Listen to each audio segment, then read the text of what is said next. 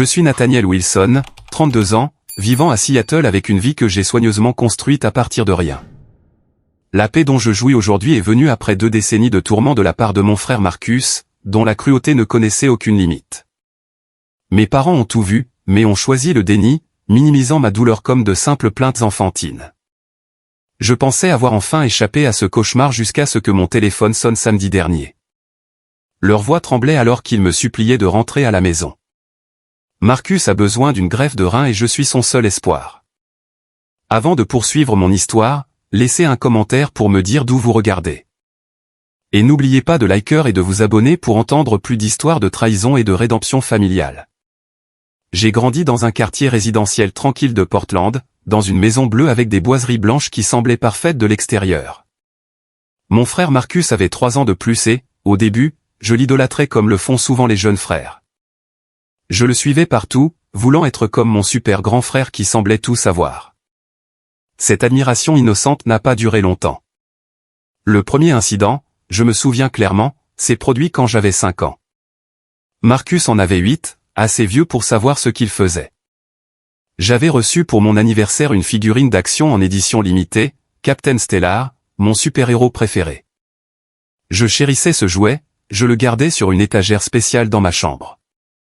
Un après-midi, je suis rentré de la maternelle pour trouver Captain Stellar démembré, ses bras et ses jambes éparpillés sur le sol de ma chambre, sa tête manquante complètement. Quand j'ai pleuré devant mes parents, Marcus a pris son air innocent. C'était probablement comme ça quand il est parti à l'école, a dit Marcus en haussant les épaules. Il casse toujours ses jouets. Ma mère m'a tapoté la tête. Maintenant, Nathaniel, tu dois faire plus attention à tes affaires, et ce n'est qu'un jouet, mon chéri. Pas besoin de tant de drame. Mon père a à peine levé les yeux de son journal. Les garçons seront toujours des garçons. Tu apprendras à être plus fort. Cette nuit-là, j'ai trouvé la tête de Captain Stellar dans le tiroir du bureau de Marcus. Quand je l'ai affronté, il m'a attrapé le bras, le tordant jusqu'à ce que je gémisse. Dis à maman et papa. Et la prochaine fois, ce sera pire que ton stupide jouet, a-t-il chuchoté. J'ai vite appris que Marcus fonctionnait selon des règles différentes de celles des frères et sœurs normaux. Ce n'étaient pas des chamailleries ou des taquineries fraternelles typiques. Il y avait une cruauté calculée dans ses actions, et une satisfaction qu'il tirait de ma souffrance qui m'effrayait même enfant. En vieillissant, Marcus est devenu plus sophistiqué dans son tourment. Il attendait que personne ne regarde pour me faire trébucher, me pincer ou détruire quelque chose que je valorisais. Devant nos parents, il était le fils parfait, poli, charmant, serviable. Derrière des portes closes, il était mon cauchemar personnel.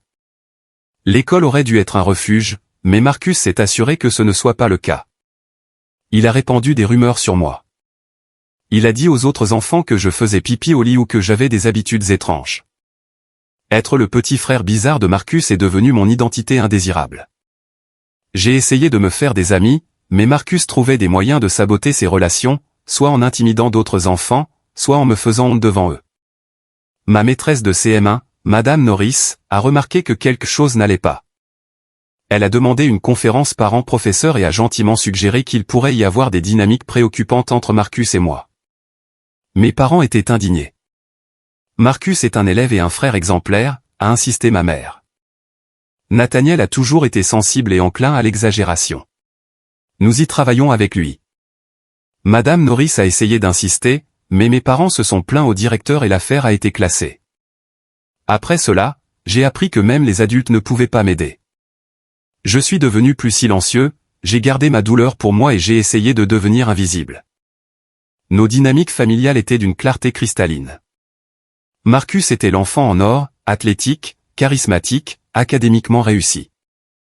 J'étais la déception, trop silencieux, trop sensible, trop tout ce que mes parents ne valorisaient pas. Il assistait à tous les matchs de baseball de Marcus, l'acclamant bruyamment depuis les tribunes, tandis que mon exposition d'art ou ma foire scientifique recevait un « c'est gentil, mon chéri », citant et qu'il daigne se montrer. Quand j'avais 10 ans, j'ai finalement eu le courage de me défendre. Marcus avait pris mes devoirs et les avait remplacés par des bêtises, ce qui m'avait valu d'être collé pour ne pas avoir pris mes devoirs au sérieux. Ce soir-là, je l'ai affronté à table. Marcus a volé mes devoirs et les a remplacés par du charabia, ai-je dit, ma voix tremblante. C'est pour ça que j'ai été collé aujourd'hui. La table est tombée silencieuse.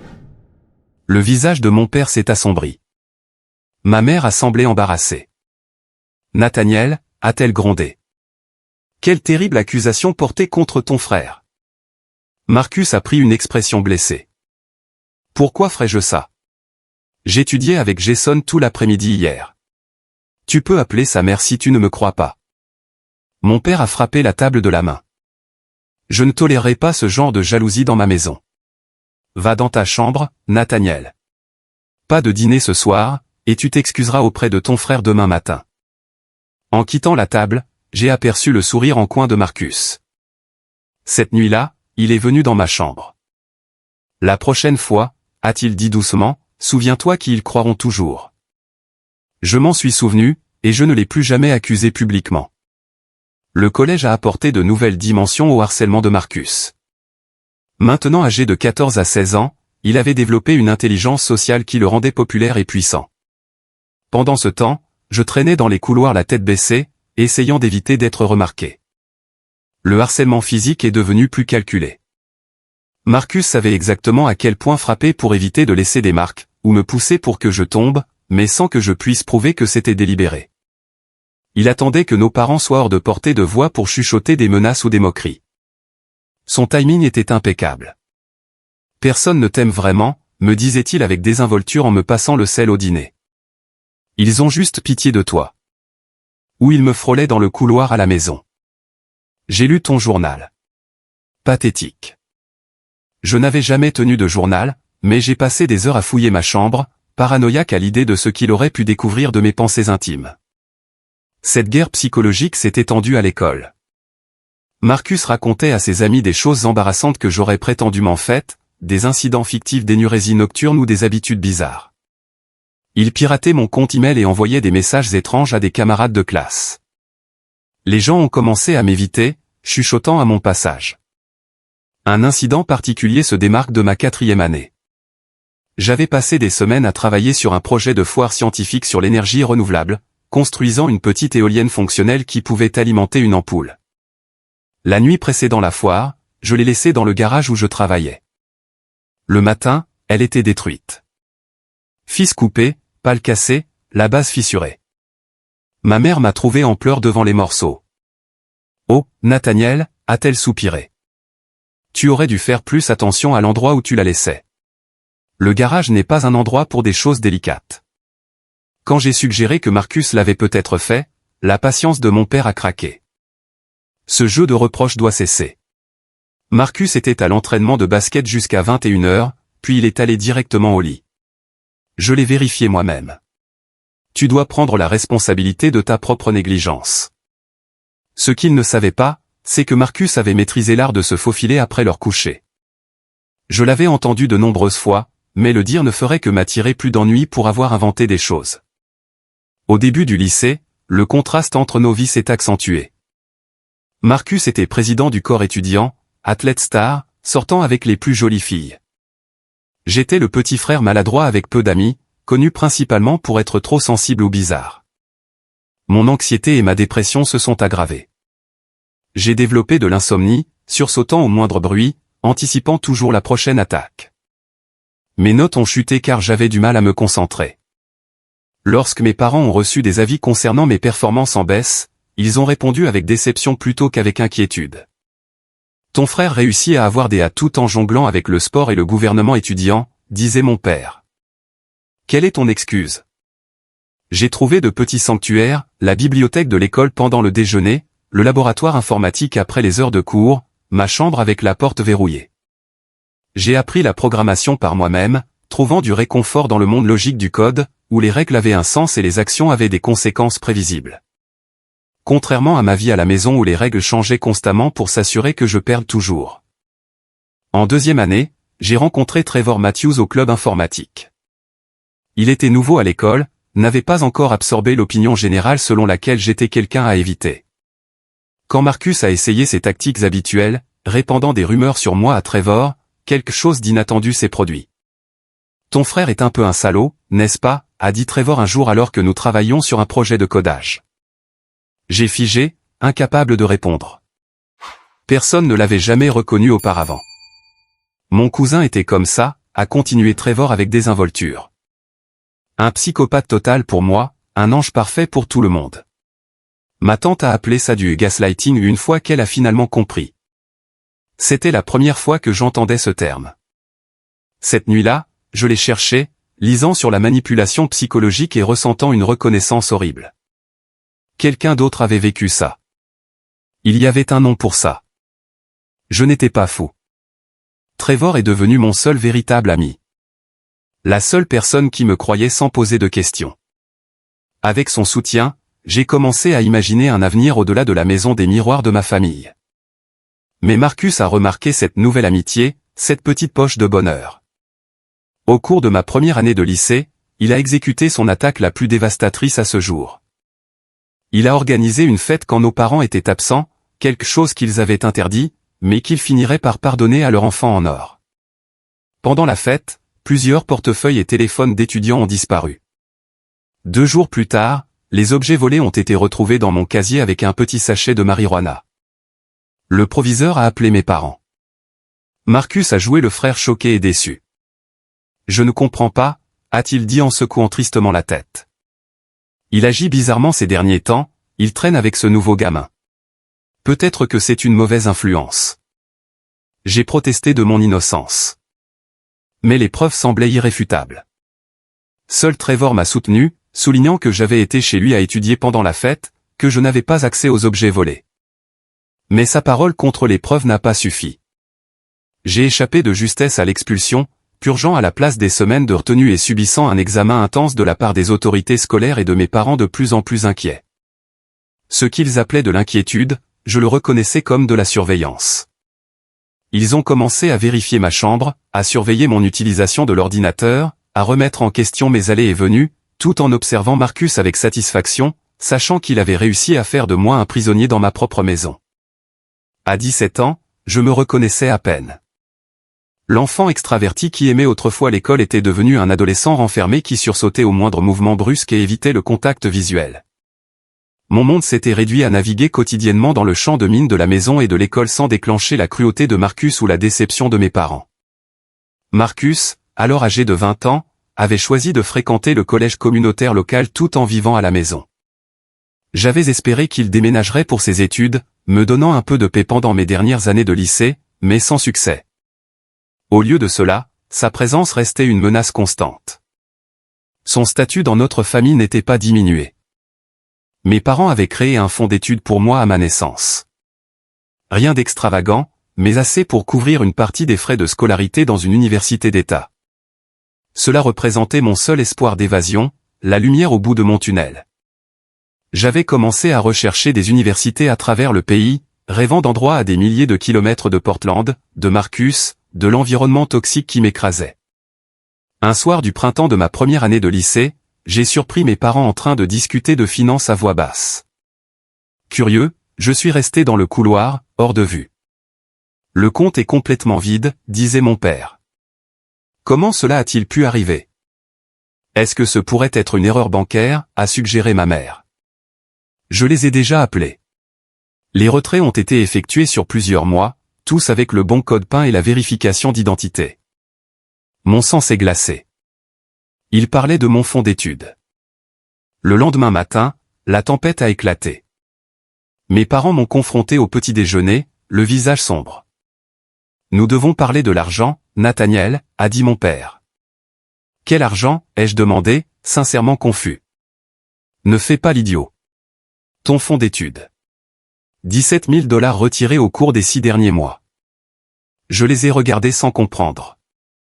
Je n'ai pas pris d'argent. Je n'ai même pas accès à ce compte. Ma mère a poussé une pile de papier vers moi. Alors explique ces retraits tous effectués pendant les heures de cours, quand tu es censé être en classe. Et elle a glissé plusieurs avis d'absence de l'école montrant que j'avais séché les cours exactement ces jours-là. J'ai senti la pièce tanguer. Je n'ai pas séché ces cours. J'étais là. Vous pouvez demander à mes professeurs. Nous l'avons déjà fait, a interrompu mon père. Ils ont confirmé tes absences.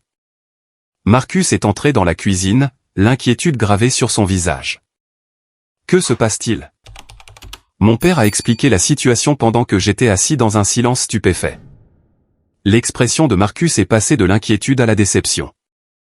Je ne voulais rien dire, a-t-il dit avec hésitation. Mais j'ai remarqué des changements chez Nathaniel ces derniers temps. De nouveaux vêtements, il ne pouvait pas expliquer. Rester dehors tard avec des gens que je ne connais pas. C'est un mensonge, ai-je crié. Je n'ai pas acheté de nouveaux vêtements depuis 1 an, et je ne sors jamais tard. Tu m'as mis sous surveillance depuis l'incident du casier. Et il y a ça, a continué Marcus, sortant un petit sachet de pilules de sa poche. Je l'ai trouvé dans son tiroir de bureau quand je cherchais une calculatrice.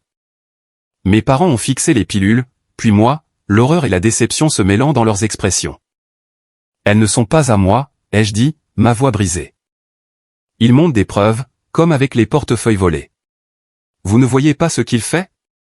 Mais ils n'ont pas vu. Ils n'ont pas pu ou n'ont pas voulu reconnaître le schéma qui avait défini toute mon enfance. Mon père a confisqué mon ordinateur portable et mon téléphone. Ma mère a pleuré sur ce qu'ils avaient fait de mal. J'ai été mis à l'isolement indéfiniment avec des discussions sur des séances de conseil pour ma toxicomanie et mon comportement criminel. Plus tard, seul dans ma chambre, j'ai reconstitué ce qui avait dû se passer. Les absences avaient été falsifiées, probablement grâce aux relations de Marcus au bureau de l'école. Les retraits avaient été effectués en utilisant ma carte d'identité, qui avait mystérieusement disparu pendant 1 semaine plus tôt cette année-là avant de réapparaître dans mon casier de sport. Marcus avait planifié cela méticuleusement, s'assurant que je n'aurais aucune échappatoire. Cette nuit-là, j'ai envisagé d'y mettre fin. L'avenir s'étendait devant moi, sombre et sans espoir. Pas de fonds d'études signifiait pas d'évasion. Mes parents croyaient que j'étais un voleur et un toxicomane. Ma vie à la maison était insupportable. À quoi bon continuer? J'ai envoyé un texto à Trevor en utilisant un vieil iPod que mes parents avaient oublié, en me connectant au Wi-Fi non sécurisé du voisin. Il est venu à ma fenêtre à minuit et nous avons parlé jusqu'à l'aube. Il m'a rappelé que je n'avais qu'à endurer 1 an de plus avant de pouvoir partir légalement. Il m'a aidé à voir qu'il existait des options au-delà du soutien financier de mes parents. Demande des bourses d'études, a-t-il insisté. Tu es assez intelligent. Et les prêts étudiants existent pour une raison. Avec le soutien de Trevor, j'ai élaboré un nouveau plan d'évasion. J'ai commencé à postuler pour toutes les bourses que je pouvais trouver, écrivant des essais tard le soir après que mes parents se soient endormis. J'ai pris un emploi à temps partiel dans une librairie locale, économisant chaque sou sur un compte bancaire que la mère de Trevor m'avait aidé à ouvrir, en utilisant son adresse pour les relever. Par miracle, ou peut-être parce que mon désespoir s'est traduit par des essais particulièrement convaincants, j'ai reçu une bourse substantielle pour une université à Boston. Cela ne couvrirait pas tout, mais combiné aux prêts étudiants et à mes économies secrètes, cela rendait l'évasion possible. Lorsque la lettre d'acceptation et de bourse est arrivée, la réaction de mes parents a été, au mieux, tiède. Boston est très cher, s'est inquiétée ma mère, et si loin. L'université d'État serait bien plus pratique maintenant que ton fonds d'études a disparu. Et comment savoir que tu ne gâcheras pas cette opportunité aussi, a ajouté mon père.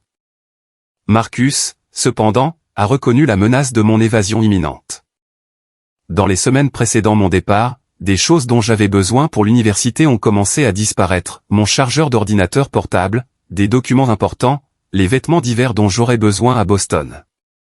Ma lettre d'acceptation elle-même a disparu, me forçant à demander un duplicata envoyé directement chez Trevor. Le matin de mon départ pour Boston, mes parents m'ont fait des câlins raides et maladroits. Ma mère m'a tendu une petite enveloppe avec $200 pour les urgences tout en me rappelant à quel point ils étaient déçus par mon comportement passé. Mon père a limité ses conseils à un avertissement sévère sur le fait de rester loin de ces types de personnes qui m'avaient égaré auparavant. Marcus n'est même pas descendu dire au revoir. Alors que le taxi s'éloignait, j'ai regardé la maison de mon enfance et je l'ai vu me regarder depuis la fenêtre de sa chambre, son expression indéchiffrable. Je ne le savais pas alors, mais il faudrait 5 ans avant que je ne leur parle volontairement à nouveau. Arriver à Boston, c'était comme atterrir sur une autre planète. Pour la première fois de ma vie, personne ne me connaissait comme le frère bizarre de Marcus ou le jeune Wilson à problème. Je pouvais être n'importe qui, ou plus important encore, je pouvais être moi-même, qui que cela puisse être. J'avais passé tellement de temps à m'adapter pour survivre que je connaissais à peine mes propres préférences, intérêts ou personnalités en dehors du contexte d'éviter la colère de Marcus. La transition n'a pas été facile. Pendant la semaine d'orientation, mon colocataire a accidentellement claqué une porte, et j'ai eu une crise de panique totale, hyperventilant, tremblant, convaincu que j'allais être puni pour quelque chose. L'épisode était suffisamment embarrassant pour que je finisse par visiter le centre de conseil de l'université, m'attendant à être ignoré ou mal compris comme je l'avais été toute ma vie. Au lieu de cela, j'ai rencontré le docteur Evelyn Carter, une psychologue spécialisée dans les traumatismes familiaux. Lors de notre première séance, je n'ai révélé que les grandes lignes de mon enfance, tâtant le terrain avec prudence. À mon grand choc, elle n'a pas minimisé mes expériences ni suggéré que j'exagérais. Ce que vous décrivez ressemble à un cas classique de bouc émissaire au sein d'un système familial compliqué par l'abus entre frères et sœurs, a-t-elle dit d'un ton factuel. Vos réponses, l'anxiété, l'hypervigilance, la difficulté à faire confiance, ce sont des adaptations normales à une situation anormale. J'ai craqué dans son bureau ce jour-là, sanglotant de la simple consolation d'être cru. Au cours des 3 années suivantes, le docteur Carter m'a aidé à comprendre les dynamiques qui avaient façonné mon enfance. J'ai appris sur les systèmes familiaux narcissiques, sur les réactions au traumatisme, sur la façon dont le cerveau s'adapte au stress et à la peur chronique. Le plus important, j'ai appris que rien de tout cela n'était de ma faute. Mes contacts avec ma famille se sont réduits à des appels obligatoires pour les fêtes, brefs et superficiels. Je répondais à leurs questions sur les cours avec un minimum de détails, esquivais leurs plaintes sur la rareté de mes appels, et mettais fin à la conversation aussi vite que possible. Marcus tentait occasionnellement de me provoquer pendant ses appels, faisant des remarques subtiles destinées à susciter une réaction, mais j'avais appris à me désengager. On dirait que l'université t'a rendu encore plus sensible, a-t-il commenté lors d'un appel de Noël. Tu ne peux même plus prendre une blague. J'ai simplement répondu, je dois aller étudier maintenant. Au revoir, et j'ai raccroché, le cœur battant, mais la voix stable. Chaque semestre, chaque année qui passait, je devenais plus fort. J'ai découvert que j'avais un talent pour l'informatique, en particulier l'ingénierie logicielle. Je me suis fait des amis lentement, avec prudence au début, m'attendant toujours à la trahison, mais apprenant progressivement à m'ouvrir. J'ai rejoint des clubs, essayé de nouvelles activités, découvert que j'aimais l'escalade et la photographie. Après l'obtention de mon diplôme, j'ai reçu plusieurs offres d'emploi. J'ai choisi une entreprise technologique à Seattle, en partie pour l'opportunité de carrière et en partie pour les 3000 miles supplémentaires que cela me mettrait entre moi et Portland. L'entreprise a offert une aide à la réinstallation. Et en moins d'1 mois après avoir obtenu mon diplôme, j'étais installé dans un petit appartement moderne dans une ville où il pleuvait presque autant que dans la maison de mon enfance, mais où l'air semblait d'une certaine manière plus clair. Ma carrière a prospéré. Je suis passé de programmeur débutant à développeur senior en 3 ans, acquérant une réputation pour la résolution de problèmes complexes et le bon travail avec les clients. Pour la première fois, j'ai reçu une reconnaissance pour mes capacités plutôt qu'une comparaison avec un frère enfant en or. C'est lors d'un événement d'entreprise que j'ai rencontré Stéphanie Ross, une designer UX avec un rire qui me donnait envie de l'entendre encore et une franchise à la fois terrifiante et rafraîchissante. Notre première conversation a duré 3 heures jusqu'à ce que nous réalisions que nous étions les dernières personnes au restaurant et que le personnel attendait poliment notre départ. Sortir avec Stéphanie a été une éducation aux dynamiques relationnelles normales. Elle exprimait ses besoins clairement au lieu de passer par la manipulation. Elle ne me punissait pas pour de petites erreurs ni n'utilisait mes vulnérabilités contre moi. Quand nous n'étions pas d'accord, nous discutions du problème plutôt qu'elle ne tienne les comptes pour des représailles ultérieures. Ces aspects fondamentaux d'une interaction saine étaient des révélations pour moi. Tu t'excuses beaucoup pour des choses qui ne sont pas de ta faute, a-t-elle observé un soir, plusieurs mois après le début de notre relation. Force de l'habitude, ai-je admis, il était plus sûr de supposer que tout était de ma faute. Au lieu de rejeter cela comme dramatique, elle m'a pris la main. Cela a dû être épuisant. Cette simple validation, quelque chose que ma famille ne m'avait jamais offerte, m'a mis les larmes aux yeux. Au fur et à mesure que notre relation s'approfondissait, j'ai progressivement partagé davantage sur mon enfance. Stéphanie a écouté sans jugement, exprimant une colère appropriée en mon nom plutôt que de me suggérer de passer à autre chose, ou d'avancer, lorsque je craignais d'avoir hérité de traits toxiques de ma famille. Elle m'a aidé à examiner mes comportements objectivement, me rassurant lorsque mes préoccupations étaient infondées et m'aidant gentiment à corriger des schémas qui n'étaient pas sains. Tu n'es pas ton frère, m'a-t-elle dit un jour. Et tu n'es pas condamné à répéter les erreurs de tes parents. Tu es conscient de ces schémas, ce qui signifie que tu peux en choisir d'autres. Avec le soutien de Stéphanie et une thérapie continue, j'ai construit la vie dont j'avais toujours rêvé, un travail significatif, de véritables amitiés, une relation amoureuse, et le plus précieux de tout, la paix.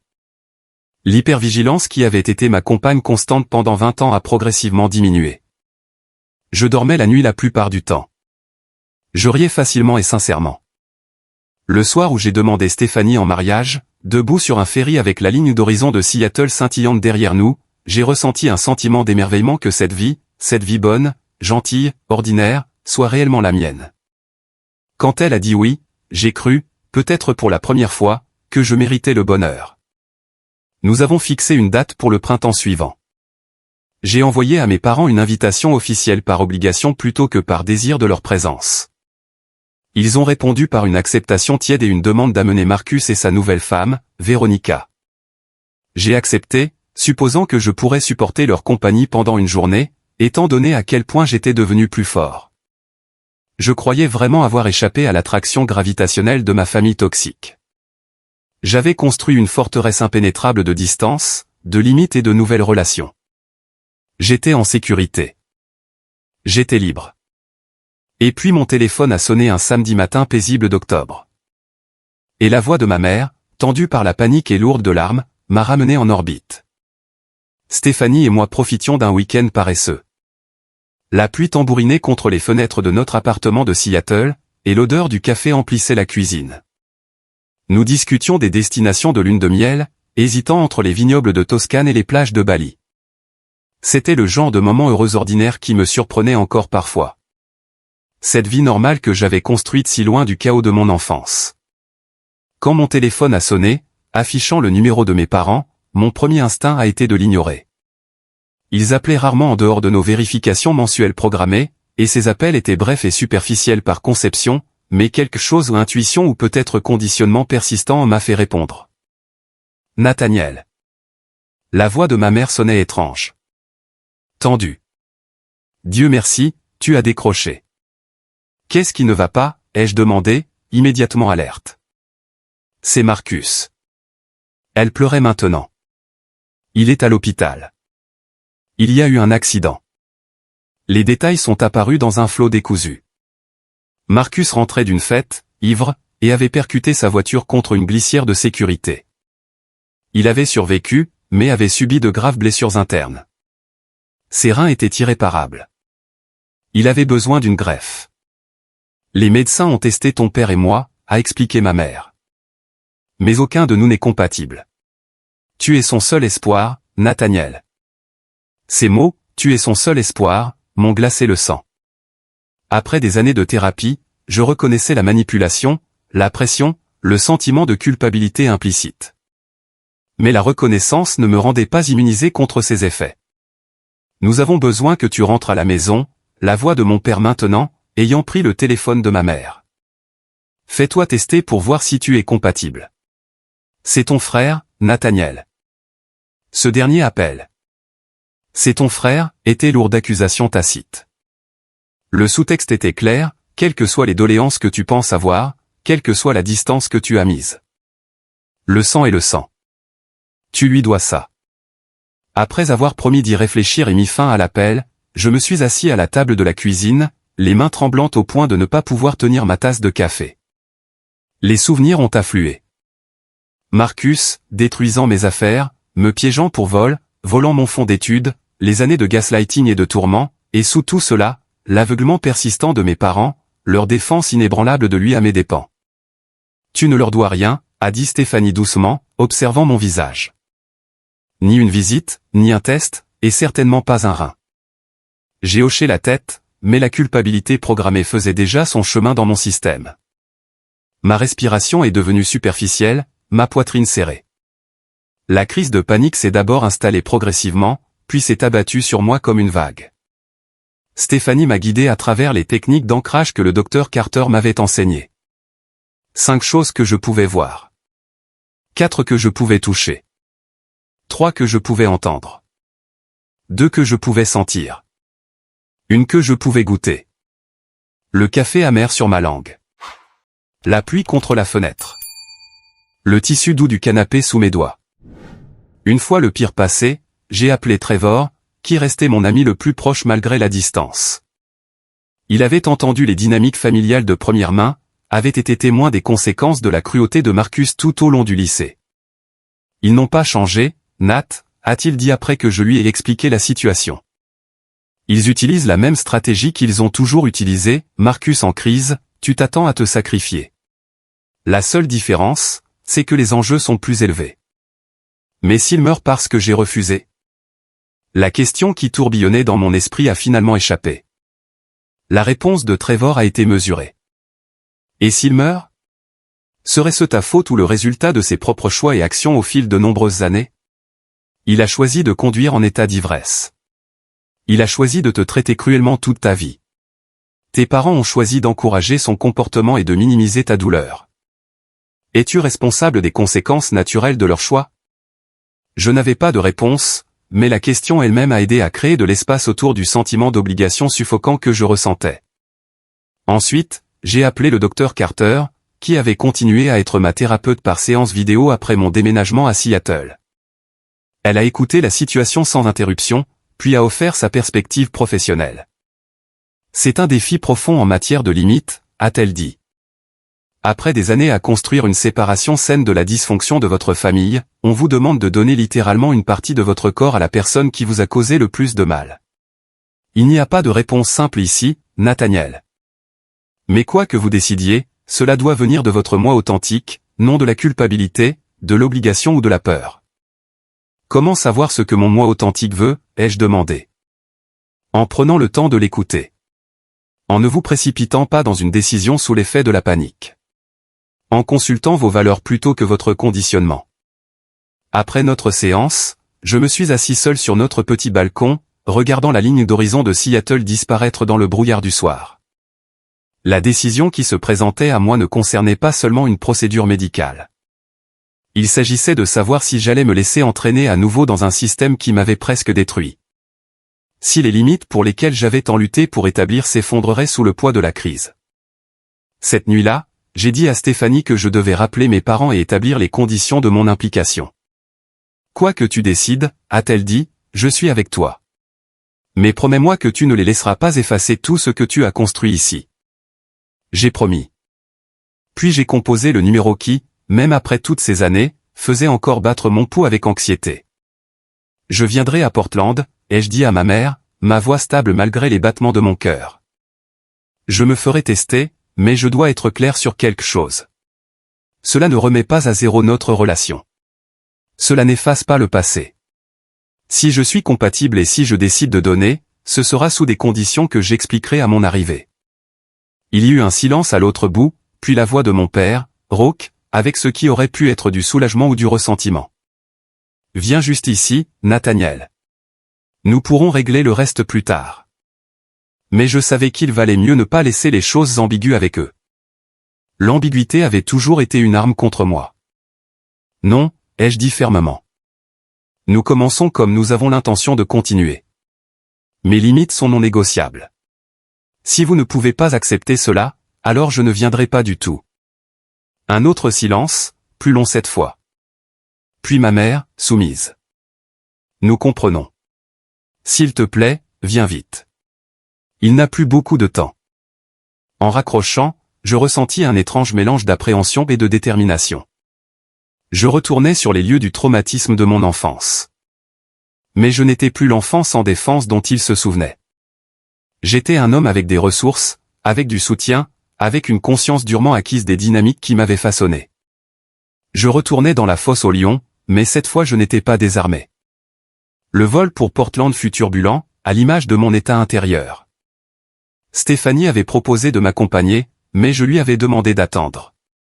J'avais besoin d'affronter ma famille seule d'abord, de tester ma force contre leur emprise avant de l'exposer à leur dysfonctionnement. Alors que l'avion descendait à travers les nuages de pluie, j'ai vu le paysage familier apparaître. La sinueuse rivière Columbia, les collines verdoyantes, la ligne d'horizon du centre-ville. Mon estomac se serra d'anxiété. Une mémoire musculaire de plusieurs années a marché sur des œufs. J'ai pris de profondes respirations, me rappelant que j'avais des options maintenant. Je pouvais partir à tout moment. J'avais un billet de retour, un travail, une maison, une fiancée qui connaissait ma valeur, même quand je l'oubliais moi-même. Mes parents attendaient à la porte d'arrivée, l'air plus âgé que dans mes souvenirs. Ma mère avait de nouvelles rides autour des yeux, et les cheveux de mon père étaient devenus complètement gris.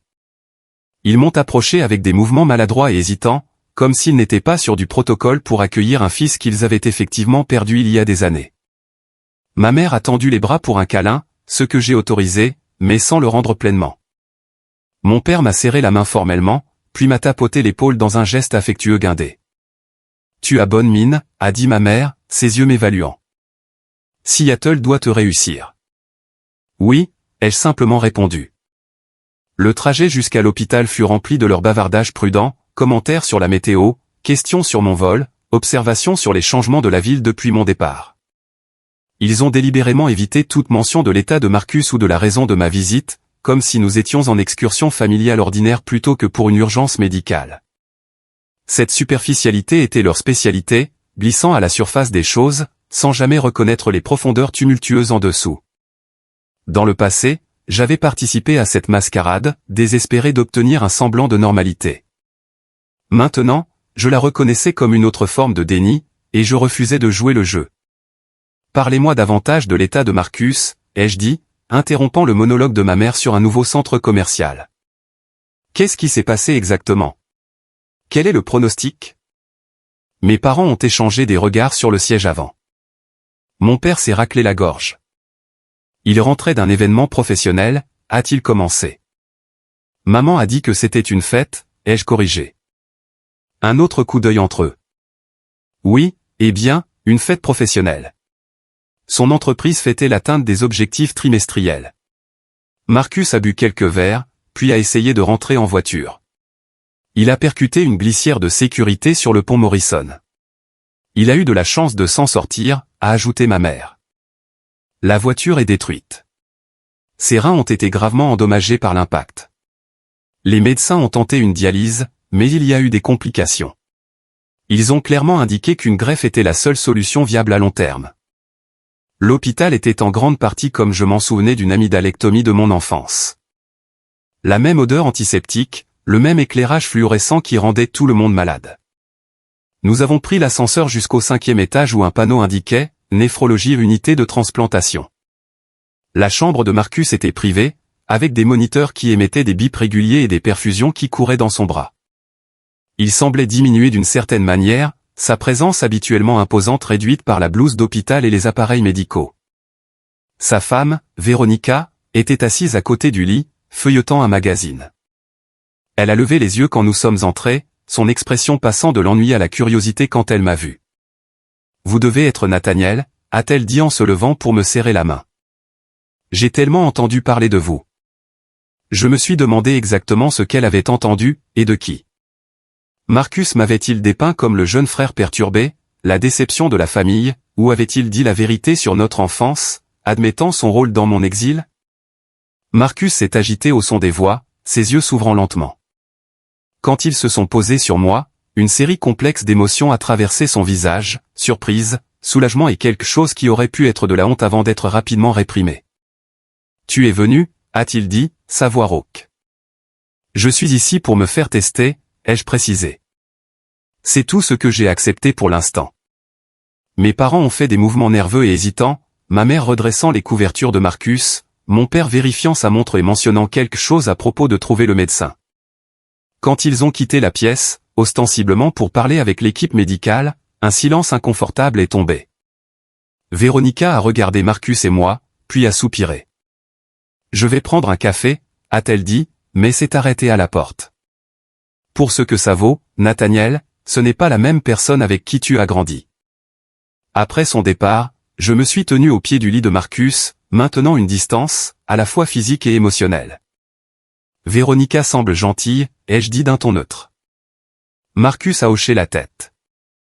Nous nous sommes rencontrés il y a 3 ans, nous nous sommes mariés le printemps dernier. J'ai reçu l'invitation, n'ai-je pas mentionné que je l'avais jetée sans répondre. Je ne m'attendais pas à ce que tu viennes. Il a regardé ses mains où une aiguille de perfusion était scotchée. Au mariage ou maintenant? Avant que je ne puisse répondre, Véronica est revenue, mais pas avec du café. Son expression était tendue. Puis-je vous parler dehors, m'a-t-elle demandé dans le couloir. Elle a fait quelques pas, puis s'est arrêtée, me faisant face directement. Je devrais être honnête avec vous, a-t-elle dit. Marcus n'a pas changé autant que tout le monde le prétend. Vos parents le dépeignent comme le fils parfait qui a fait une erreur en rentrant en voiture. La réalité est, elle a hésité. Il boit énormément depuis des années. J'ai menacé de divorcer 2 fois à cause de ça. Cet accident n'était pas un incident isolé. C'était la conclusion inévitable d'un schéma. Je l'ai étudié, essayant de déterminer sa motivation à partager cela. Pourquoi me dire ça maintenant, ai-je demandé. Elle a ri. Un son court et amer. Parce que je suis fatigué des mensonges. Parce que vous envisagez de lui donner un rein, et vous devriez savoir ce que vous sauvez réellement. Et parce que, elle a détourné le regard. Parce qu'il m'a fait certaines des choses que je soupçonne qu'il vous a faites en grandissant. La manipulation, le gaslighting, les commentaires cruels déguisés en blagues. Nous n'avons pas encore d'enfants, Dieu merci. Mais j'ai vu comment il est avec les enfants de ma sœur. Ça me fait peur. Ces mots m'ont frappé comme des coups physiques. J'avais supposé ou espéré que la cruauté de Marcus s'était limitée à moi, que c'était une dynamique bizarre spécifique à notre relation fraternelle. Apprendre qu'il avait continué le schéma avec Véronica a confirmé mes pires craintes. Il n'allait jamais changer. Avant que je ne puisse traiter cela complètement, un médecin s'est approché, le docteur Alexander est, selon son badge d'identification. Il s'est présenté et a suggéré que nous nous rendions dans une salle de consultation pour discuter de la procédure de test. Une fois que nous nous sommes assis avec mes parents, le docteur a expliqué le processus pour déterminer la compatibilité et ce qu'un don impliquerait si j'étais compatible, la chirurgie, le temps de récupération, les risques potentiels, les considérations à long terme. Il était clinique et minutieux, le traitant comme une décision médicale plutôt que comme le champ de mine émotionnel qu'il était réellement. « Avez-vous des questions » a-t-il demandé quand il a eu fini. « Oui » ai-je dit. Qu'est-ce qui a causé l'insuffisance rénale si catastrophique de Marcus? Était-ce juste l'accident ou y avait-il des facteurs sous-jacents? Le docteur a jeté un coup d'œil à mes parents, qui se sont tendus visiblement. La confidentialité du patient m'empêche de partager des détails sans le consentement de Marcus. Je peux dire en général que le traumatisme de l'accident en a été la cause immédiate, mais des conditions préexistantes peuvent certainement compliquer la récupération. J'ai compris ce qu'il ne disait pas. Les années de forte consommation d'alcool que Véronica avait mentionnées avaient déjà endommagé les organes de Marcus. L'accident n'avait fait que donner le coup de grâce à un système déjà compromis. Après la consultation, mes parents ont suggéré de déjeuner à la cafétéria de l'hôpital. Alors que nous étions assis avec des sandwichs peu appétissants et un café faible, j'ai décidé qu'il était temps d'aborder l'éléphant dans la pièce. Je dois être clair sur quelque chose, ai-je commencé. Je ne suis pas ici parce que j'ai oublié ou pardonné ce qui s'est passé quand nous vivions sous le même toit. Je suis ici parce que, malgré tout, je ne veux pas que Marcus meure si je peux l'empêcher. Mais je ne ferai pas semblant que nous sommes une famille normale se retrouvant dans une crise. Le visage de ma mère s'est froissé. Nathaniel, tout cela remonte à si longtemps. Vous étiez des enfants. Les frères et sœurs se disputent. Non, ai-je interrompu, ma voix ferme mais calme. Ce qui s'est passé entre Marcus et moi n'était pas une rivalité fraternelle normale. C'était un abus systématique, et vous l'avez tous les deux permis. Le visage de mon père s'est assombri avec l'expression familière qui m'avait autrefois terrifié. C'est une accusation très grave. Ce n'est pas une accusation. C'est une déclaration de fait. Marcus m'a tourmenté physiquement et psychologiquement pendant des années. Il a détruit mes affaires, saboté mes relations, m'a piégé pour des choses que je n'ai pas faites.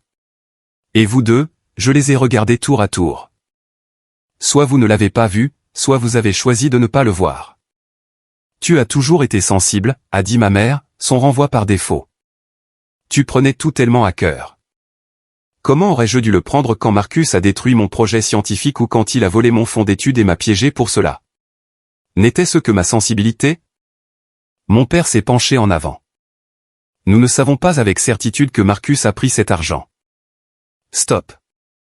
Ma voix était calme, mais si tranchante qu'ils se sont tous les deux tus.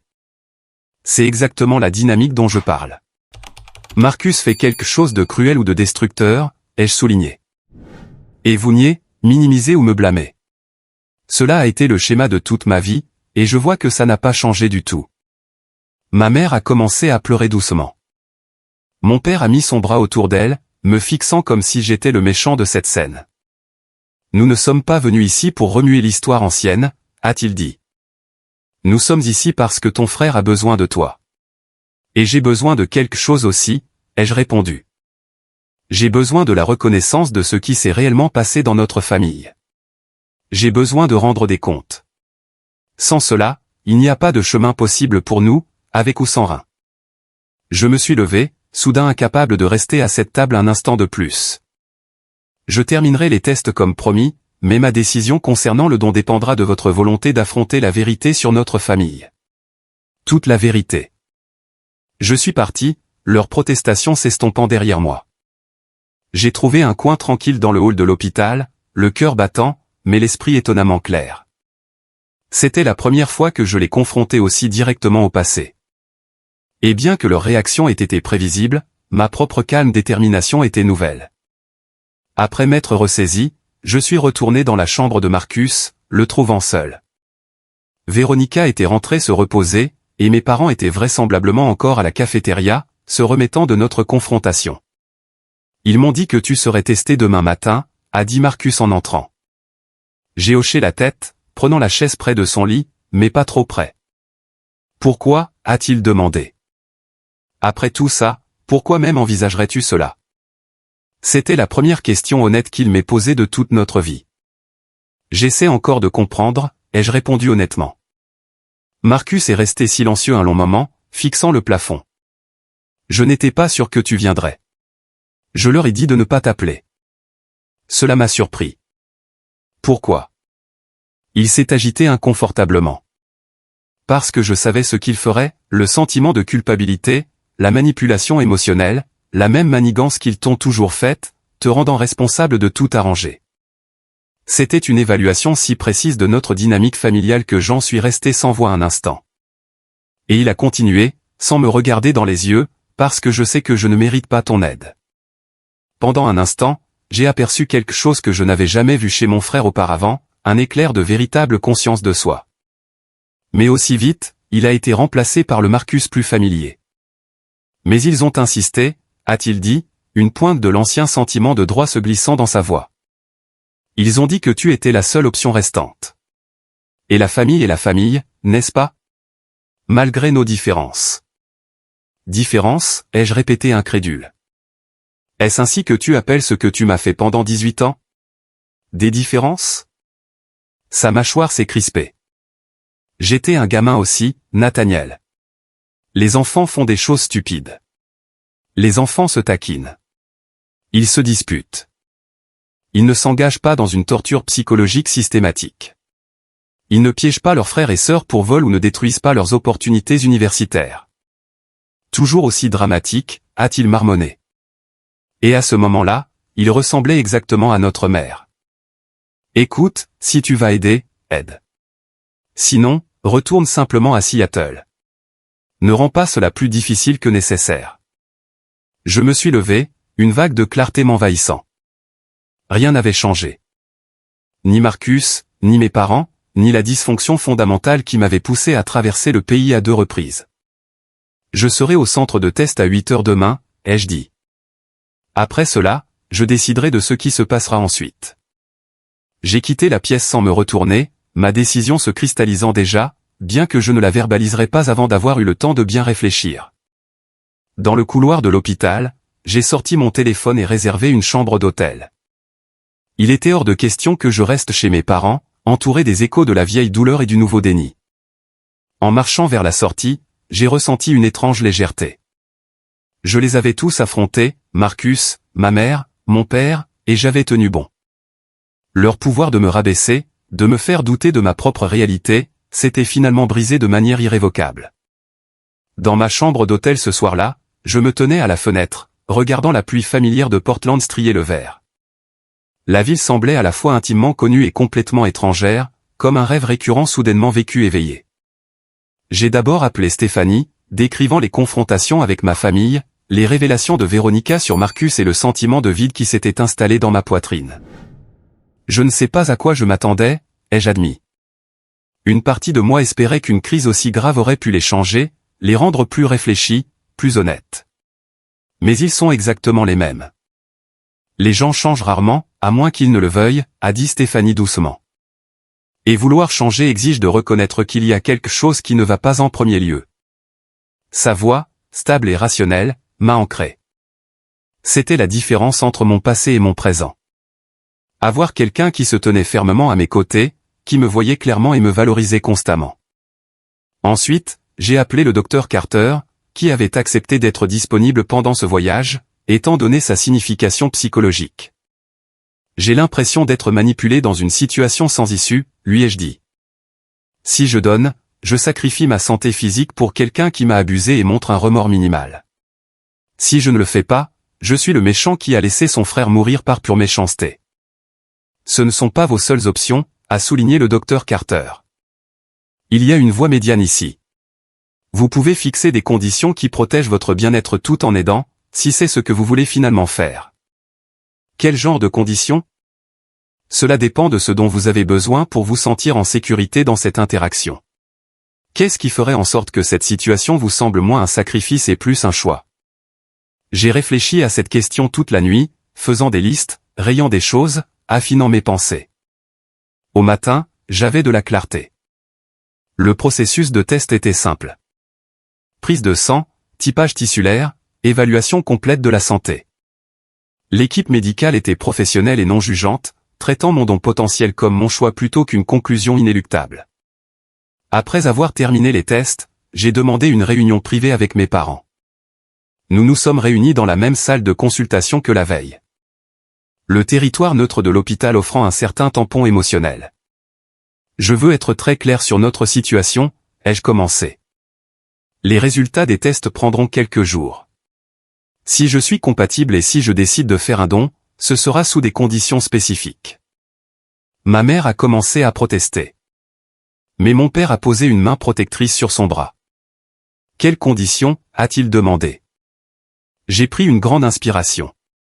Premièrement, la reconnaissance.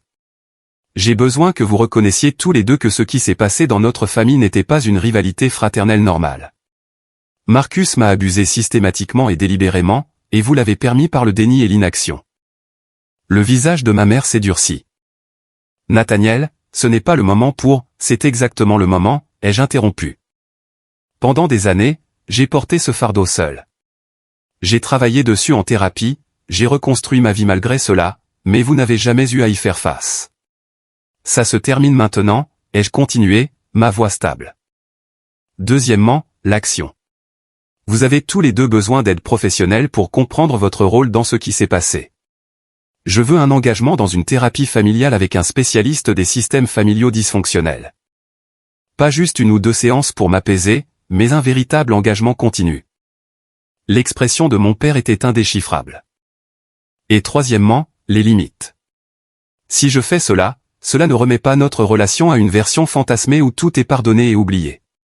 Cela ne vous donne à aucun d'entre vous le droit de me faire des demandes ou des attentes au-delà de cette situation spécifique. Ma vie à Seattle, ma relation avec Stéphanie, mes contacts limités avec cette famille, tout cela reste mon choix. Le silence qui a suivi était lourd de décennies de vérité tacite. Ma mère a essuyé des larmes de ses joues, mais ses yeux contenaient plus de colère que de tristesse. Tu nous fais du chantage alors que la vie de ton frère est en jeu, a-t-elle dit. Non, ai-je répondu calmement. J'établis les conditions dans lesquelles je suis prêt à aider. Vous êtes libre de les refuser. Il existe des options de dialyse, des listes d'attente pour des greffes, d'autres voies médicales. Je ne suis pas le seul espoir de Marcus. Je suis juste le plus pratique. Mon père, toujours pragmatique, a demandé, et si nous acceptons ces conditions? Alors, si je suis compatible, je ferai le don. Mais l'accord vient d'abord, pas après. Je les ai laissés en discuter, sachant qu'il considérerait probablement mes conditions comme déraisonnables ou vindicatives plutôt que comme les protections nécessaires qu'elles étaient. Je suis retourné à mon hôtel, j'ai fait ma petite valise et je me suis préparé à l'un ou l'autre résultat. Quoi qu'il décide, je quitterai Portland demain, ne revenant que si nécessaire pour l'opération. Ce soir-là, mon téléphone a sonné. C'était mon père. Nous avons discuté de vos exigences, a-t-il dit, le mot étant clairement désagréable pour lui. Ta mère et moi sommes prêts à essayer cette thérapie que tu suggères. Non pas parce que nous sommes d'accord avec ta caractérisation du passé, mais parce que si c'est ce qu'il faut pour sauver Marcus, nous le ferons. Ce n'était pas la reconnaissance complète que j'avais espérée, mais c'était un mouvement, aussi léger soit-il, et les autres conditions? J'ai fait une pause. Oui, nous comprenons les limites. Cela ne change pas tout du jour au lendemain. Alors, si je suis compatible, je le ferai. 3 jours plus tard, l'appel est arrivé. J'étais compatible. L'opération a été programmée pour la semaine suivante, me laissant le temps de retourner brièvement à Seattle pour me ressourcer auprès de Stéphanie avant l'intervention. Le jour de l'opération, Stéphanie est descendue me rejoindre. Mes parents étaient mal à l'aise avec elle, ne sachant pas comment interagir avec cette personne qui connaissait la vérité crue sur eux. L'intervention elle-même a été un succès. Mon rein a été prélevé par laparoscopie et transplanté à Marcus. Les médecins étaient optimistes quant à son pronostic, à condition qu'il apporte des changements significatifs à son mode de vie, principalement de ne plus jamais boire d'alcool. Pendant ma convalescence, Stéphanie est restée à mes côtés, farouchement protectrice, intervenant auprès de ma famille pour s'assurer que mes limites restaient intactes. Marcus a envoyé une note manuscrite qui disait simplement « Merci. Je ne le mérite pas ». C'était peut-être la communication la plus honnête que nous ayons jamais eue. Mes parents ont bien suivi une thérapie, bien que j'ai appris de leur thérapeute, avec leur permission, qu'ils avaient du mal à accepter leur rôle dans le dysfonctionnement familial. Ma mère, en particulier, a résisté à l'idée qu'elle avait échoué à me protéger, trouvant plus facile de croire que j'avais été trop sensible que d'avoir été négligente. 6 mois plus tard, de retour à Seattle et complètement rétabli, j'ai reçu un email de Marcus. Il était sobre, écrivait-il, assistant à la fois à une thérapie individuelle et aux alcooliques anonymes.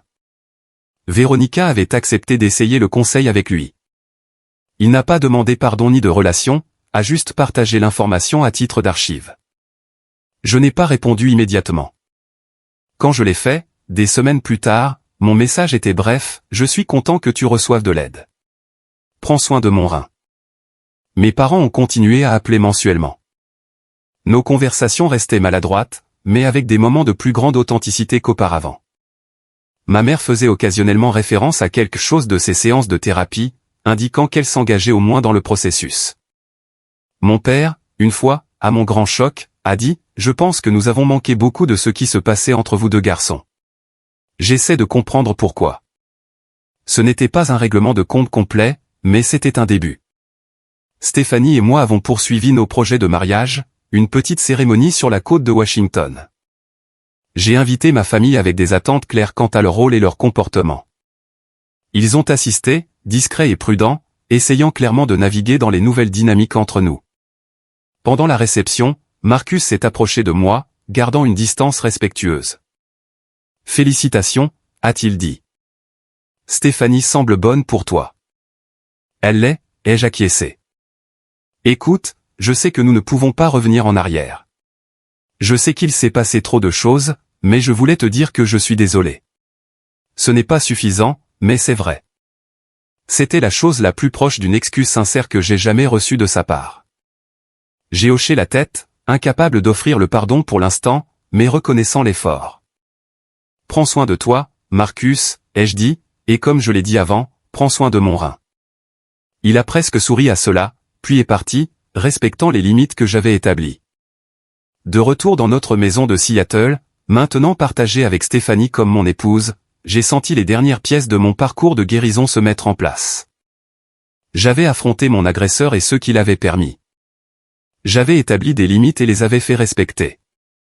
J'avais offert de l'aide sans sacrifier mon estime de soi ou ma sécurité. Plus important encore, j'avais appris que la famille ne se résume pas au sang ou à une histoire partagée. C'est une question de respect, d'honnêteté et de soin mutuel. Stéphanie était ma famille maintenant. Trevor était ma famille. Les amis qui m'avaient soutenu tout au long de ce voyage étaient ma famille. Et mes parents proches, ils existaient dans un espace soigneusement géré à la périphérie de ma vie. Leur accès à moi dépendait de leurs efforts continus vers le changement. Je ne sais pas s'ils comprendront ou reconnaîtront un jour pleinement les dommages qu'ils ont causés, mais j'ai réalisé que ma guérison ne dépend pas de leur reconnaissance. Ma paix est la mienne à construire et à protéger, quel que soit leur chemin. Si vous avez déjà été le bouc émissaire de votre famille, celui dont la vérité a été niée, dont la douleur a été minimisée, sachez ceci, vous pouvez vous échapper. Vous pouvez guérir. Vous pouvez construire une vie où vous êtes valorisé et cru. Et parfois, vous pouvez même trouver un moyen d'aider ceux qui vous ont blessé sans vous sacrifier dans le processus. Quelle est votre expérience avec des dynamiques familiales comme celle-ci? Avez-vous déjà dû établir des limites fermes avec des proches toxiques? Laissez un commentaire ci-dessous et partagez votre histoire. On ne sait jamais qui pourrait avoir besoin d'entendre exactement ce que vous avez traversé. N'oubliez pas de liker et de vous abonner si cette histoire a résonné en vous et de la partager avec quelqu'un qui pourrait être confronté à des problèmes familiaux similaires. Merci d'avoir écouté et rappelez-vous que votre vérité compte, même quand les autres refusent de la voir.